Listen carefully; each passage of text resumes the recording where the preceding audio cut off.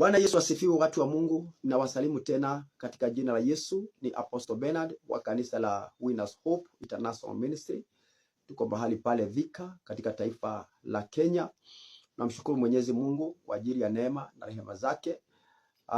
Our teaching is based on word of God. Tunafundisha kulingana na neno lake Mwenyezi Mungu, na mafundisho yetu yote ama focus yetu yote ni katika neno lake Mwenyezi Mungu.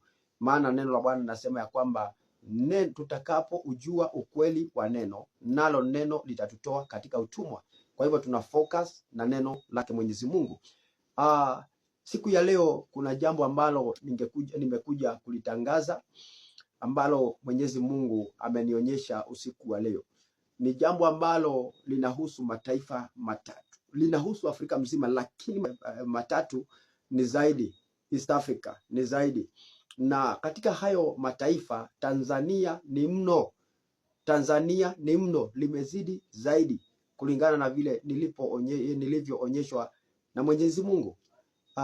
Mwenyezi Mungu katika usiku katika jozi langu niliona ya kwamba kitu kama blanketi nyeusi limeshuka likiwa limekunjwa mara 6. Blanketi nyeusi kubwa nyeusi imekunjwa mara 6. Alafu nikaja nikafunikwa nalo kwa uso, nikaona nimefunikwa. Na wakati nilipofunikwa niliona giza tupu. Na jambo lingine ni ya kwamba singeweza kupumua. Nilingangana sana ili niweze kupata kupumua. Nilingangana sana. Na nikaona nimepigana na ile kitu mpaka nimeliondoa. Lakini wakati nilipoliondoa, niliona neno limeandikwa pale Tanzania. Na nikaiona bendera yake hapo. Neno limeandikwa.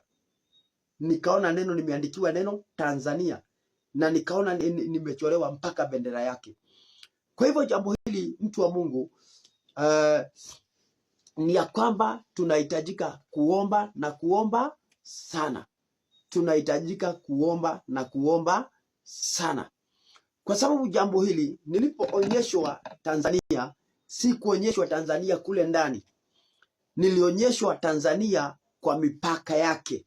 Kwa mipaka yake. Inamaanisha nini? Hata kama jambo hili limesemekana, Mwenyezi Mungu amesema ni Tanzania, litaadhiri hata haya mataifa mengine ambayo yamepakana na taifa la Tanzania. Kwa hivyo ni wakati wetu wa kuomba, watu wa Mungu. Wa Tanzania tuombe, wa Kenya tuombe, Waganda tuombe, watu wote wa Ethiopia tuombe, watu wote ambao wameizingira nchi ya Tanzania. Ni wakati wa kuomba. Maana jambo hili lipo na Mwenyezi Mungu alinionyesha ya kwamba litaanzia pale Tanzania. Nimewatangazia watu wa Mungu ya kwamba sio wakati wa kulala, ni wakati wa kuomba. Neno la Mwenyezi Mungu linasema ya kwamba sisi ni tarumbeta ya Mwenyezi Mungu. Sisi tumefanywa kuwa wapiga tarumbeta ya Mungu. Wakati jambo lolote limetokea na Mwenyezi Mungu amenena, sisi tunasimama na kupiga tarumbeta. Nimepiga tarumbeta, nimepiga filimbi, ili ya kwamba mtu wa Mungu, mahali popote ulipo, ujue kuna jambo linaenda kutokea na ni wakati wako usimame. Hata kama hilo jambo litakuja, hata kama hiyo giza itakuja, maana hiyo ni giza nene, giza totoro. Hata kama hiyo giza itakuja, kama tutaomba, haitakuwa na nguvu wala haitatuweza. Kwa hivyo ni wakati wetu, watu wa Mungu, tusimame tuombe. Mimi na wewe tusimame tuombe. God bless you.